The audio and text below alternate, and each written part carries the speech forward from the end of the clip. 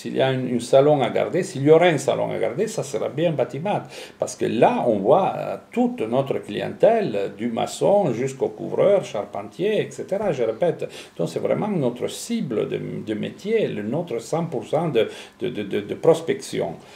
Après, si c'est vraiment la réelle volonté des organisateurs, ça franchement je ne le crois pas, parce que la manière dont on est encerclé comme une réserve indienne dans ce hall 4, qu'il est même plus dans le hall d'entrée où il y a tous les panneaux de représentation, le hall 4 il est cité aujourd'hui comme hall des VIP et commissariat général. Donc, est-ce que c'est vraiment l'intention de ces gens-là de pousser sur le matériel ou sinon de continuer à faire, de remplir les bâtiments avec les fenêtres, les sanitaires, etc. Je ne sais pas. Il y a une dérive large consommation que je note, mais je pense que le matériel et ce type de matériel-là, il ne pourra jamais être délaissé.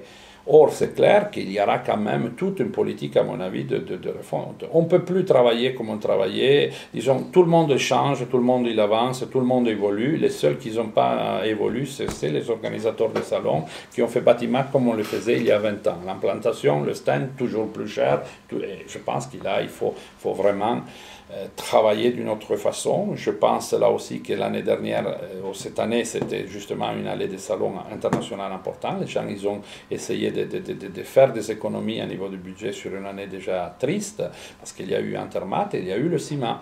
Donc 3 salons internationaux avec tous les coûts, parce qu'encore une fois, nous, on doit faire des efforts partout avec nos clients, qui on en fait en continu, mais les organisateurs, ils n'ont pas fait beaucoup d'efforts. Hein. Ce n'est pas pour autant que j'ai eu des remises exceptionnelles des organisateurs de bâtiments, etc. Au contraire, non, même parce que j'ai déjà même payé il y a 2 ans presque tout le stand. Donc, il y a des choses à faire, il y a une réactivité différente de ces grands salons.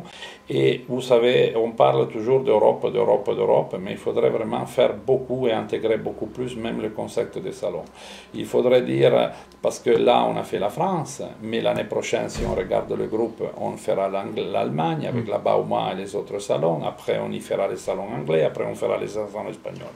Moi je pense qu'on doit avoir la volonté de dire et de faire, bon la France elle va se spécialiser dans le BTP ou dans l'agricole, et il fait son salon international, et l'année d'après, ça sera l'Allemagne, l'année d'après encore, ça sera l'Italie. Il faut arriver à une rotation internationale, parce que les gens, ils vont, mais ce qu'ils voient aujourd'hui sur le bâtiment, ils le verront à la Bauma, etc. Donc c'est vraiment, c'est du gaspillage. Aujourd'hui, on est en train de faire travailler les organisateurs, on est en train de, mais on pas travailler. Sans doute, c'est pas quelque chose qui va aider notre métier, je pense.